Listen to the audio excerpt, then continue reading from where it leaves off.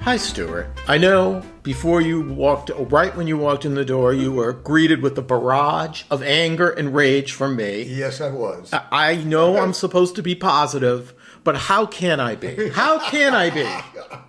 First of all, just a little New York City story. Right outside our building, in one of the most historic blocks on the city, West 10th Street, there is a guy living in a van running a generator. Can you believe this? A guy living. I've had it. I called the police. I reported it. I think why should that be criminal, or why? It's a fire hazard. Why? What are we, a Hooverville over here? Tell him to go park somewhere where I don't want to listen. Neighbors are hearing his generator at night. This is absurd. It is preposterous. And then on the corner of 6th and 10th, where the post office is, there's some gender non-conforming homeless person wearing like these huge spiked high heels, setting up camp, yelling at people. So you don't think that just adds color to the neighborhood? Not the kind not the kind. I would like to see some nice fall flowers in the little flower beds. Instead, I see garbage. There's because no question about that. The liberals and what they have done to New York is a crime. And the liberals' criminal and false behavior does not stop with New York City. This is a week of celebration for my people, Italian Americans. Monday was Columbus Day, okay? Columbus Day recognizes Christopher Columbus, who came to America with European explorers, and he discovered America. Now, the liberals have been trashing this guy for years, and they want to eliminate Columbus Day and replace it. And in some places, they want to call it Indigenous Peoples Day. Yeah, I really am upset by that part. It's, first of all, I want to quote someone who said this about Columbus Day. She said, European explorers ushered in a wave of devastation, violence, stealing land, and widespread disease. And she also claimed that this became a holiday in 1934. This, you know who I'm talking about. This is this lightweight moron vice president who's running for president now. She didn't even have a real primary. She was appointed, yet they didn't even have a full-fledged primary because the Democrats believe in democracy. Instead, they appoint her. And by the way, just so you know, it wasn't 1934 when it became a national holiday, that ignorant moron. If she had ever studied in school, perhaps she would have known that. I didn't know it. No wonder why she failed the bar. It was signed into law 1937 by Franklin Delano Roosevelt, and he did so under, with lobbying by the Knights of Columbus. And that is when it became a national holiday. So Kamala is off on many things, including the date, okay? And second of all, this whole thing about Columbus committing genocide, that is false. It is a lie. He had no genocidal intentions when he came here. He was hired by the Spanish crown to explore New World, as all the Europeans were doing. And when he came here, he exposed the indigenous people like Elizabeth Warren to measles, smallpox, and influenza. They did not have the immunities to it. And that's what caused their death. That is not genocide. What Hamas did to Jewish children and women on October 7th, that was genocide. Unfortunately, liberals like Ta-Nehisi don't seem to recognize that. So you require, some intent to cause the death. Right. It was just like COVID. COVID came from China. They didn't intentionally send it here to kill us, although some might argue otherwise. I don't necessarily agree with that. Now, it is true that the explorers, when they came here, they were brutal to the Indians, but primarily they just died from the disease. And that's what happened. And there was also some forced labor of these indigenous people, which obviously is unacceptable. But to act like Christopher Columbus orchestrated the whole thing is nonsense. He was hired by the Spanish crown as an explorer. And that was his role. He was not a military person. Well, how do you feel about that Times article that came out saying the DNA results of his remains suggested he was a Sephardic Jew, not a Spaniard. What do you think about that? Well, Stuart, this is another example of how people are trying to tarnish this man. He came from Genoa, Italy. It's a shipping center even to this very day. I've been there. They have a large ship. Well, you go all over the world. Of course I do. I mean, I got to get out of this garbage heap of a city, or else I'll go insane, although I may be. But according to what I have learned, these genetic tests are really inconclusive. Unlike Elizabeth Warren's genetic test, which she threw out there, which clearly established she doesn't have an ounce of Native American blood. But so I think those tests are inconclusive, and I think we can only conclude he was a son of Italy, just like me, okay? And let's just get further into history. In 1891 in New Orleans, there was one of the largest mass lynchings in American history, and it was of Italian immigrants who were laborers there. When this occurred, there was an uproar. And what happened was Benjamin Harrison wanted to mend relations with Italians, with the Italian government, who was outraged by this.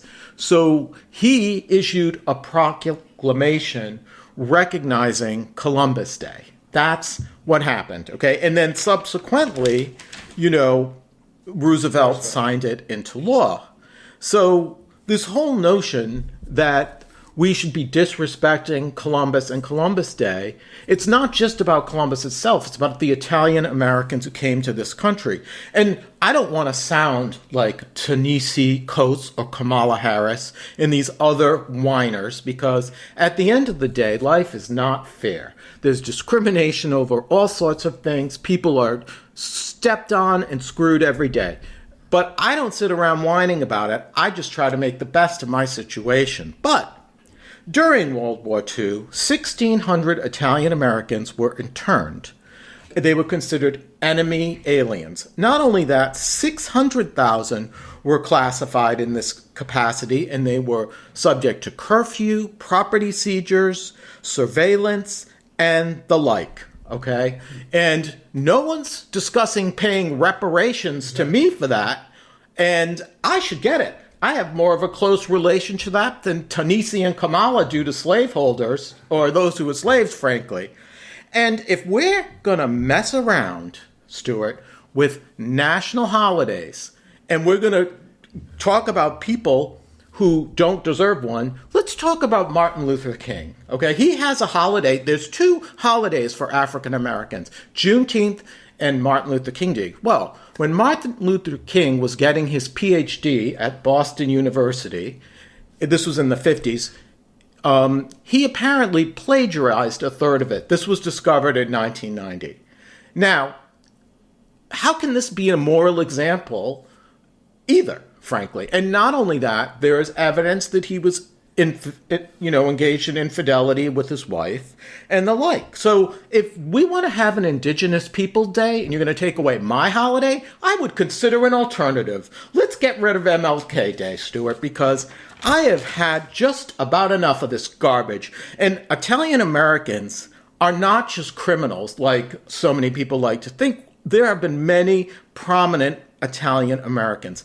LaGuardia, Nancy Pelosi, Frank Sinatra, Martin Scorsese, Mario Puzo, Enrico Fermi, Antonio Mucci, A.P. Gianni. I could go on. Lee Iacocca, Joe DiMaggio, Rocky Marciano. I got it. I mean, we have contributed to this country more than that garbage heap of a vice president who opened up our borders and allowed 7.2 million people into this country. And last night, when she did her interview on Fox News, when they were asking her about this, she tried to blame her disastrous, failed Biden policies on Donald Trump. Now, Trump is as bad as he gets, but he is not responsible for the fact that they opened up borders and let all these people in, many of whom, or good, not many, but a lot of them were criminals. We've had the statistics. So I will conclude by saying I have had enough of these woke warriors. I've had enough of this rewriting of history according to their false narrative. And I would propose that we put an end to this whole thing once and for all, because Christopher Columbus is a symbol of Italian-American pride, and we have reason to be proud, unlike Kamala, who couldn't even pass the California bar the first try. I agree that there ought to be cessation of discussion of this changing names of holidays. Is that it, Stuart? That's all you have to say? Now, you said more than enough. You think? Yeah, I do. I thought it was wonderful, actually. It was impassioned. It was the highest state of rage I've seen you at, actually. But I think it's with cause. But I think that's it. I think we ought to. Yeah, no, I'm just going to say to you, this woke nonsense, I've had enough of it. I've had enough of the whining. I've had enough of the crying, caterwauling, and complaining. Suck it up, crybabies. And that's people like Ta-Nehisi and the rest. Oh, I'm outraged. All right, I got to stop. I got to stop because I'm going to go on forever. Right. Let's talk about something more important. Am I supposed to do that? Apparently.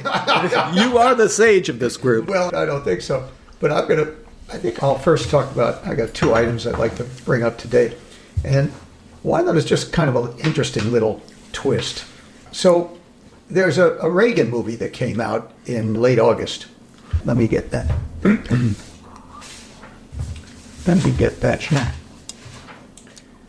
And it went into theaters in August, late August, to mixed reviews with poor gross receipts, I've read.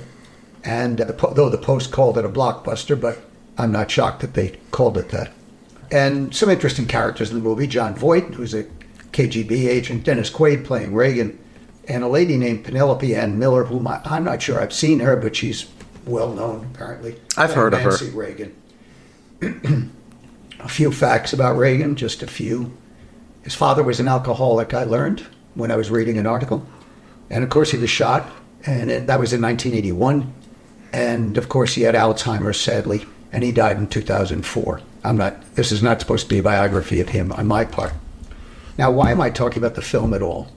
Certainly not. Well, I am a Reagan fan, but I'm not talking about it just because I want to talk about a Republican president. It's available only in theaters for the moment. The distributor made it available to all theaters across the country. But many New York City theaters, apparently, are not showing it or only showing it in some limited number of positions during the day. Republicans are claiming, so says the Post, that, and other people they quote, Republican pollsters and the like, are claiming that there's been an anti-Republican bias. Now that raises an interesting question. I mean, first of all, owners of theaters, movie theaters, can make their own decisions on what they want to do, as other people can do with their own businesses. And if they don't like Trump, or if they just don't think it's likely to be successful, again, mixed reviews and poor gross in its opening days, they can make the business decision or just the social decision not to show it at all if they like. There's nothing unlawful about that. However, and here's the twist I was thinking about, if these guys happen to chat together, theater owners around the city, just casually over the phone, and say something like, wouldn't it be nice if we all just limited the showings, then it takes on another legal color. Monopolistic. Because you are, you could come under the purview of Section 1 of the Sherman Act, which says you can't do things that are unreasonably in restraint of trade. And getting together with other people is kind of at the bedrock of a lot of that activity under Section 1. Now, I wonder how the producers feel about New York City activity or lack of activity on this subject. I wonder how those who created the picture feel and whether they are of any mind to go investigate further. I have no information to that in that regard, but just it is an interesting twist that with a little conversation among friends, you could turn something lawful into something unlawful. Well, that's about all I wanted to say. Well, I mean, it doesn't surprise me that here in New York they would try to stifle a movie that was very favorably disposed towards Ronald Reagan because, Reagan won New York State in the election. And the reason he did, and I think in his second term, 49 out of the 50 states, is because he was a significant president. He was not a failed loser who ended up giving $150 billion to Iran in oil revenues so that they could fund terrorism in the Middle East, aka I refer to Biden. And I wouldn't be surprised because since Reagan has left office, liberals have gone out of their way to try to discredit him, try to diminish his accomplishments. But even when you look at historians, and they not just real historians, not AOC and people like that, they have rated Reagan as one of the most significant presidents of the 20th century. He responded to the New Deal and he brought in the end of it and the new conservative revolution. You may not like the conservative revolution, but he was an impactful leader, and we can also... And he brought down the Soviet wall, Union.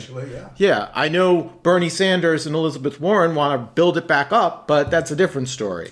So I wouldn't be surprised, but, liberals like to talk about democracy, free speech, as long as they agree with you. But when they don't, they'll try to shut you down. That's what they do on college campuses, where if you say something, like if I went to a college campus and said what I said about MLK, by the way, I was overplaying it for effect, I would probably be suspended as a racist, even though it's true he's a plagiarist, just like Joe Biden. But being that you're talking about entertainment, Stuart, there's another big story that's been going on, and there's a Netflix show about the Menendez brothers. And as you recall, back in the 90s, they were very young, 18 and 22, I believe, and they killed their parents brutally, shot them to death, and it was very much a huge trial, a scandal. The first trial ended up in a mistrial. Yes. And then the second trial, they were guilty because they were not allowed to present their defense. And their defense wasn't that they didn't do it. It's that they didn't deserve to be prosecuted for first-degree murder because they apparently had been sexually abused. Okay? Now, you may think this was all a lie, but it seems like there's corroborating evidence that the father sexually abused both children and that the mother knew about it. And also there is evidence now that has come to fruition. The brother, Eric, wrote a letter to, I think, a cousin or something, and described 8 months before the murder how he was still being raped by his father. And then also, you probably have no idea who this is, but there was a band called Menudo, and one of the members of Menudo claims he was drugged and raped by Jose Menendez, which would be further evidence that the guy has a track record. Right. So if you're an 18, 22-year-old and you're being raped and abused by your parents, I could see how they might want to shoot them. Now, I'm trying to think back to what I was feeling at the time. At the time, I thought they were sociopaths. Exactly. Yeah. And I think that all this additional evidence that's come to light is one factor in favor of a judge saying enough's enough. But more importantly, I think times have changed. And when you look at them now, as you see them on television, or you just see their statements that they made back in the days of the trial, you have much more sympathy for them because essentially I'd look at it as self-defense. To some being abused, it wouldn't meet the legal test. Right. Well, it may even come close these days, the way some cases are showing with women attacking husbands. Right, a husband abuse. I think we just look at it wholly differently. I don't think they would have come up with they would have been subjected to these charges today. Or if some charges, but maybe a manslaughter charge, not a life without parole. Or something they were almost going to get the death penalty, and they were saved from it. But now it seems like the new evidence, there may be a rehearing. Or the judge doesn't even have to. I think, as I read it, the judge can simply say enough's enough. Enough's enough. Well, I'm not sure. I kind of think they've had exemplary records in prison. They were so young when this occurred. I hate to say this because I'm a hanging judge.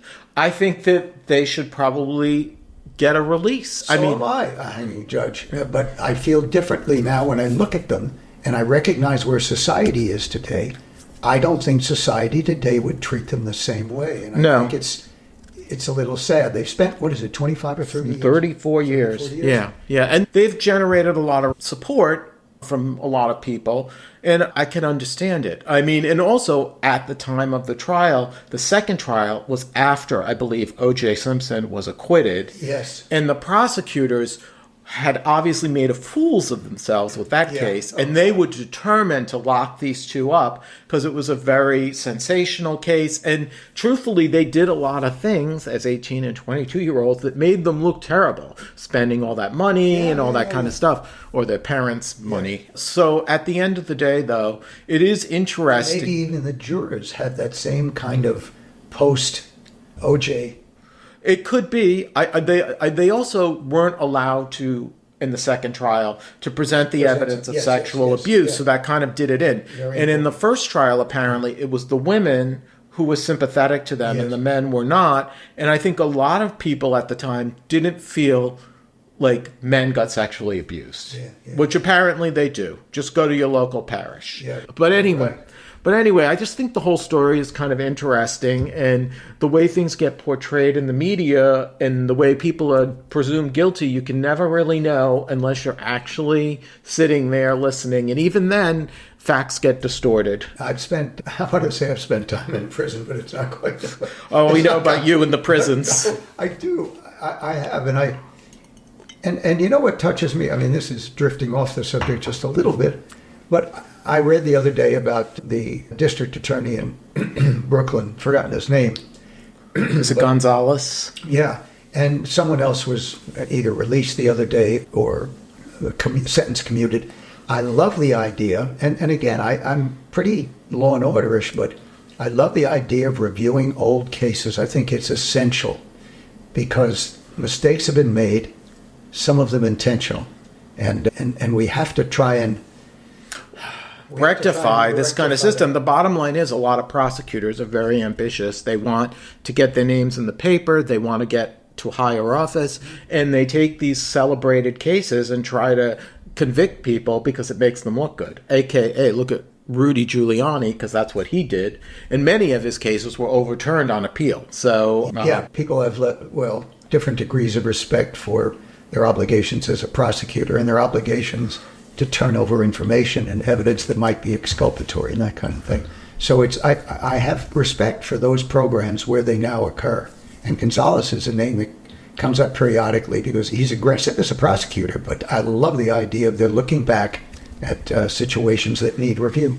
No, I agree. There's got to be some kind of redemption for people. Unfortunately, if you're a good Samaritan, though, Big Fat Alvin Bragg will throw the book at you. If you're killing someone on the street and raping them, that's another story. He'll let you go. I know. I got some ideas on that subject. You always do. No, on today, because a few weeks ago, I brought our listeners up to make it current with respect to two what I'd call good Samaritans that are in trouble because of their efforts. One was a guy named Brian Chin, an educated Chinese fellow who in Chinatown is known as someone who was trying to stop vandalism and assault. And it was like a one-man band because quite often cops don't feel authorized or energized to do so. And so he got in a tussle with a guy who threatened him with a splintered chair that had a nail coming out of it. And he punished that guy. And that guy was on a respirator as of a month ago or so. And he's been charged with assault, and of course that could be upgraded if the guy passes. But that trial was supposed to begin on October 10. I don't know where it stands. I haven't seen anything. Those things could be postponed or deferred. I certainly hope he doesn't, get treated this way. The second guy was a guy named Daniel Penny, the Marine, who stepped up when some black guy was harassing others in the subway, and yes, he ended up with a chokehold on him, and the guy died. But the new guy is something a little different, but I'd call him a good guy. He's a guy named John Zaleski. He worked as a security guy in a Walmart in Aurora, Colorado. His job was stopping shoplifting. And Zelensky has said he stopped well over 100 thieves, and because he had prevented so much shrinkage as the mark as the right, or shrinkage, I think. Shrinkage, yeah. because he had stopped so much, he was given the Shrinkage Buster of the Month award in February 2024. What an honor. It is. It is to the people in that situation, and maybe a lesson for others in other businesses. So one day, August 11 of this year, he questioned a woman, and then she ran out of the store. He followed her to her car. He chased her. He attempted to secure some object. It's not clear what it was to be. Could have been a purse or a bag, something containing the allegedly stolen goods. A guy comes out from the other side of the car and stabs the good guy, John Zaleski, in the hand twice. And then the duo fled in the car. And their car was parked not face into a spot, but face out toward an exit. So they could escape. Sure. It's not just chance when that happens most of the time. Certainly not in this case. And he went back to work the following day. A week later, he was fired by Walmart for violation of company policy for chasing people out into the parking lot. And he said, and his remarks are haunting to me, and I kind of even took action today. He said, I was born in, and he doesn't speak well, he's not awfully articulate, but he said, I was born in an era where you didn't do those things. When is enough? That language is perfectly fine, but other stuff I'll read to you suggests that his control over grammar and English is more limited. But he should run for president then. Exactly. Come on. So Walmart said in a PR notice that the situation was unfortunate. Well, you bet it was for this poor devil, 68 years old. Job, no. Rent, no. They did refer people to his GoFundMe page. And I'd like to read his statement on a GoFundMe page that he created. My name is John, and I'm a 68-year-old religious, funny, and love life. I have been working at Walmart hoping to retire, and I made great friends and a lot of repeat customers. I tried to stop someone from stealing a cart full of products, and he stabbed me in the arm, but I went back to work. Well, 1 week later, Walmart fired me and never thought they would treat me like that after protecting their store. I don't know how I'm going to pay my rent and bills because not many places want to hire a 68-year-old man. I'm seeking your help until I can find some more income again and want to thank everyone. Well, eventually today, I communicated with him the other day and said, send me your address. I'd like to send you a small check. This morning, he got back to me and said, I've forgotten what he said, but something about, thanks, we need to, I agree with you. He was agreeing with me that we need to eliminate scum. He said scums. But it touched me, and I get touched by these things sometimes. And so this morning, though, I went on his GoFundMe page and put in a small contribution, and I sent him a note saying that I had done so, because I listed it as anonymous. I wanted him to know. Can I ask a question? Why would they fire him? How did he violate policy? Well, by chasing someone into the parking lot. That was apparently clear that he couldn't do so. Now, wait a minute. I can also understand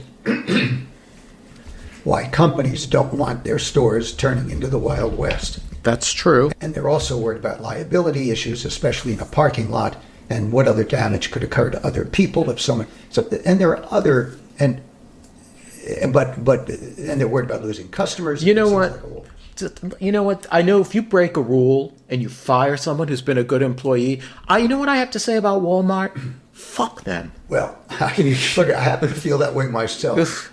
I don't know what else had occurred before this that might have, I'll tell you. However, he did get the Shrink Buster of the Month award in February. You could have found a way, Walmart. There could have been a more alternative, less draconian solution. And not only am I going to call for the elimination of MLK Day in favor of Indigenous People Day, I'm going to call for boycotting Walmart altogether. No. Let me just. I think they blew it here, but I don't have all the facts. But I still feel it was the wrong result. I just got a couple more points I want to make. The wrongdoer. I mean, on one hand, and then I have something of note in today's news about this. But where are we when the wrongdoer is so protected in society? when if you're a good Samaritan or if you're a cop trying to do his job, you become more at risk of becoming the alleged perpetrator of a crime than the perp himself. It's a balance of power that's swung wildly amok, and liberals have a good deal to do with that. We're not respecting acts in defense of others. And finally, there is an Aurora connection in the news in the last few days. What happened there? Not with this case, but it's interesting that it's juxtaposed against this. Trump said that Venezuelan gangs have taken over the city of Aurora. I've heard that too. I know. Well, the mayor doesn't think it's a gross exaggeration. The mayor thinks it's a gross exaggeration. Of course, it's Trump. No, but come on. There's a distinction between problems in a couple of public housing units, which can be major. We all understand that's big. There's a distinction between that and taking over the city. But I thought it was odd. That comes up at a time when this guy is fired. That's all I have It to is say. interesting, and it's unfortunate. I feel bad for the guy. Yeah. But you know, and I'm suspicious of Walmart because, let's face it, they're probably part of this whole corporate culture that embraces this DEI, thievery, let the criminals out, because they don't want to be boycotted, they don't want to be sued, you know, all the things that you mentioned. They're trying to set the very delicate balance Absolutely. of not upsetting these radicals. That's a problem. And as it gives them, you know what that says? They have no backbone, and I will never darken the doorsteps of their horrible store. But You weren't going to go anyway. Of course you weren't, not. because it's not here in Manhattan. Even if it was, I wouldn't. I'd go to Bergdorf's. Yes, well, we understand that. I know. We understand. Well, anyway, Stuart, thank you for sharing that. And I think everyone should help John Selesky, and they should not shop at Walmart. But I guess we're finished for now. But I do want to mention one last thing. If you've been listening to us and you're enjoying what we say, we both appreciate it if you Absolutely. would pass it along to a friend or whatever to increase our listenership, because we are running a very tight ship here. We really are. And we need to expand our horizons. Exactly. And plus, I have a huge ego and I want glorification. And I do think, actually, that it's evolved. The show has evolved. And I think some of those who might have listened to the first few episodes might feel differently today than they would have earlier. That might be. And also, if you want to piss off a liberal, send it to him. Because that's my goal in life. They pissed me off enough. It's time for me to get my revenge. But anyway, I guess it's time to sign off, Stuart. Yes, sir. Okay. Look forward to the next one. Yep.